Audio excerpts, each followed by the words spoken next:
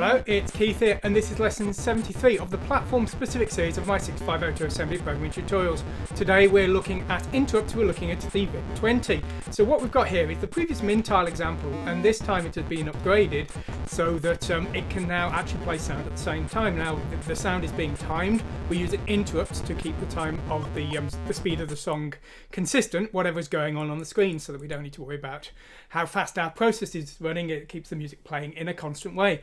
Now there is a bit of a slightly tricky thing about the VIC20. Usually in these tutorials I've been using the V-blank interrupt to time the music. Now actually, to the best of my knowledge, that's not possible on the VIC20.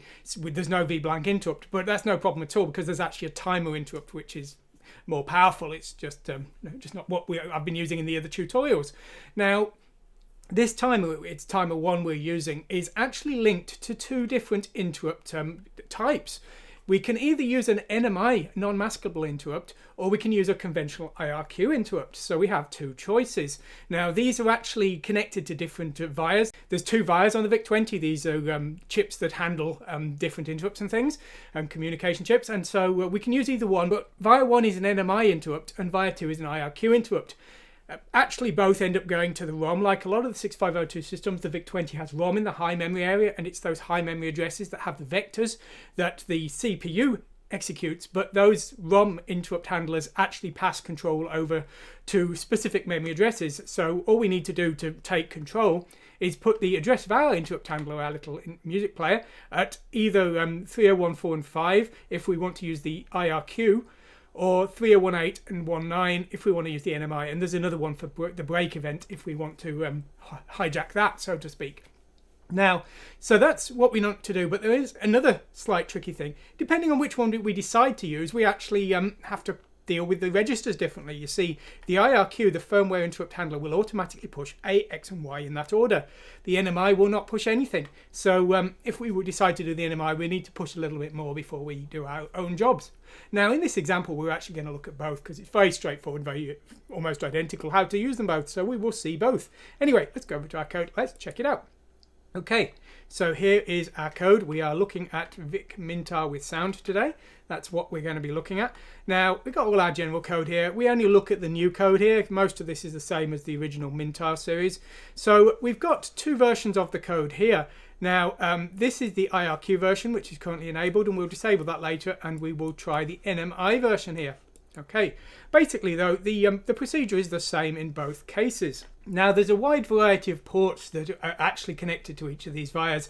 They're all numbered from 9110 to 911F for via 1 and 9120 to 912F. They're basically the same for both. I don't think there's a whole lot of difference. There's different hardware connected in some cases, but the actual port purposes are the same. So we're going to be looking at the IRQ version here, which is actually the second via that we will be looking at here. So you can see in our code here, we're going to be doing various things with various of these ports. You can go to my website and look at the VIC20 page if you need to see exactly what the ports do. The first thing we've got to do though is we've got to turn on the timer. We do that with 912B. It's the bit 6 here that turns on the timer. So that is turning on the timer so that the interrupt will actually occur. And now here we're loading the speed, and we're loading a value of effectively 6000 in hexadecimal here, and this is about 60 Hertz. It's about the correct speed for this song to be played. We load that to 9124 and 9125 for the via 2 if we're using that for our interrupts. And then what we need to do next is we actually need to enable the interrupt. Now, the way the bits on to 912E work is a way that we see on a few systems. Basically, the top bit defines if we're enabling or disabling, and then the remaining bits define the bits to change. So what we're doing here is this bit here relates to the timer interrupt, and because the top bit is 1, the timer interrupt will be changed to be enabled. If the top bit was 0 and the timer bit was 1, the timer bit would be disabled, and all the interrupts relating to the zeros here are unchanged by this command. As I say, that's a common format you do see in these kind of systems. You have one bit defining if things are being enabled or disabled, and the remaining bits are a mask for the change that is applied. So we send that to 912E. That will basically enable the interrupt. And then all we need to do is install our interrupt handler. So here's the address interrupt handler, and we write that to 314 and 315 here. So that's how we actually install our interrupt handler. Now our interrupt handler is down here. Now in the case of the IRQ, as I say, some of the registers are being pushed automatically for us. So our interrupt handler just starts here. So what we're going to do basically is first we are going to clear the interrupt. Now we do this with port 912D for the VIC20. We're clearing all the interrupts here in case anything else had occurred. It shouldn't, but in case it did, we're clearing them all. And then we're going to update the music. We do that here with ChibiTracks Play. We have to back up some entries in the 0 page. Push pair and pull pair back up 2 entries. These are 16-bit pairs that I've just given labels to. These are used by ChibiTracks. Now, if we make a mistake and we forget to clear our interrupt like this, and we run our program now, we'll hear the music plays extremely fast, and actually the game is now uncontrollable. The reason for this is that when the interrupt completes and return is passed back to the main routines, the interrupt is still firing because we didn't clear it, and so the interrupt handler runs again and again and again with no time in between. So we do need to make sure we clear our interrupts on this system. It depends on the system. Some systems don't require that, others do. Now once we've finished, we need to pop the registers off the stack that the interrupt handler did for us, and then we need to use an RTI to return from the interrupt. So that's how we can use the IRQ interrupt type. Very straightforward there. Just set the values and it will work fine. So that was using VIA2. Now we're going to do the same with VIA1, and actually the parameters we use are almost the same. Very convenient. So we're just enabling the code here, and this time we will try playing at 60 Hz. We'll play the song a little bit faster here. So if we put 60 there, that will play 60 Hz. So here what we're doing is we are enabling the timer before we start setting things up here. We are setting the speed here. Well, you can see we're using 911B and 9114 and 9115 this time, whereas before with VIA2 we used 912B and 9124, 9125, but the ports are basically the same here. And here we are enabling the interrupt again. So that is enabling the interrupt in exactly the same way as, again, just a slightly different address. Now we are loading our interrupt handler. We loaded to 0314 and 0315 before, the memory address is there. We are now loading it to 0318 and 0319. Those are the addresses that the ROM expects the interrupt handler to be at, so that's what we've got to put it at. We're using a different version of the interrupt handler though. We're using int NMI music here.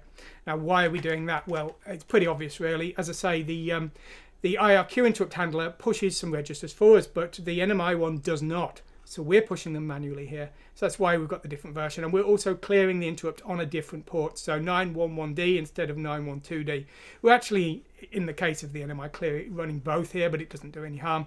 It's just a simplified example. We're clearing more interrupts than we need just because I'm sharing one interrupt handler between two. There's not likely to be any reason you would want to do that particularly. As I say, it's just an example. So that's how we can time our music. So there we go. As I say, we can just change the speed if we want. If we change this to 30 and we run again, we will find our music plays a little bit faster here.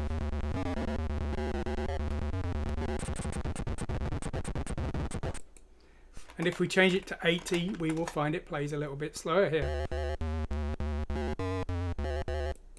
So that's how we can change the speed of our music. Now, how does ChibiTracks actually work? This is my music player. It's a multi-platform music player. So basically, the first thing we need to do is we need to actually include the software. There's two parts to the software. There is ChibiSound Pro, which is the platform-specific sound driver, and that is the part that handles the VIC20's peculiarities. And then there's the multi-platform part, which is ChibiTracks, and there's a few shared modules for calculating the in-between notes. I split those out in case I could use them again in a later program. Now we of course need a music file. Song 1 here is a sample song I created. We're using the ChibiTracker, which is a .NET Windows application. I exported a binary file, which is what's being played today. Now ChibiTracker and ChibiSound Pro do need some memory. They need about 128 bytes. So we are defining a memory address here, and we're defining pointers to the various functions with the various variables within the song here. These are all initialized automatically by the program, the values in the variables, but we just have to define some memory for them. And we have some options. Now, allow relocation is to do with the loading of the binary songs. When a binary song is exported, there's some internal addresses that are calculated, and we can specify a load address that it will be finally loaded into. But if it's not convenient to load at that address, we might want to load to a different address, and we can enable allow relocation to do that. But it does make the player a little bit bigger and a little bit slower. It's far more convenient though, so I'd recommend you keep it enabled. Allow speed change is a little bit more interesting. Now, this allows you to change the playback speed of the song at playtime. Now, on a lot of systems, this is quite convenient because you might want to slow the song down if it was designed for a 50 Hz system and it's playing on a 60 Hz one. And so enabling this allows you to do that. However, on the VIC20, because we're using a timer that we've got a lot of control over, it's possibly not worth enabling that. But there is a problem with today's file. Today's file wasn't exported with the speed pre-multiplied. If you want to disable this function, you have to pre-multiply the speed when you export the binary. So if we disable this function, the song will play far too fast. Now, I guess we could work on that timer and try and find a speed of the timer that will actually play the song correctly. I guess that would be one option. Maybe if we put in FF here. No, it's still too fast. Maybe we do need that function. Anyway, as I say, we could have disabled that if we had enabled the pre-multiplied export option within ChibiTracks. So that's how we set up our variables here for our memory. Now, when we want to play a song, all we need to do is run the first we run the initialization for the platform-specific sound driver. We just do that once at the start of our program. When we want to change the song, we just load the song base to the address of the binary song, and then we run ChibiTracks start song. That loads in the various variables from the song and gets ready to play. The actual playing job is all done by ChibiTracks play within the interrupt handler, and that's really all there is to it. It's very straightforward to actually to get music working on this system. So there we go. Anyway, as I always say, go to the website and download the source code and the build scripts. And as I always say, you're welcome to use them in any way you can, even if somehow you manage to use it commercially. I have not done anything particularly clever here. I doubt you can, but I always try and make sure you can use it in any way that benefits you. So please do so. Anyway, I hope you've enjoyed what you've seen today. Thanks for watching, and goodbye.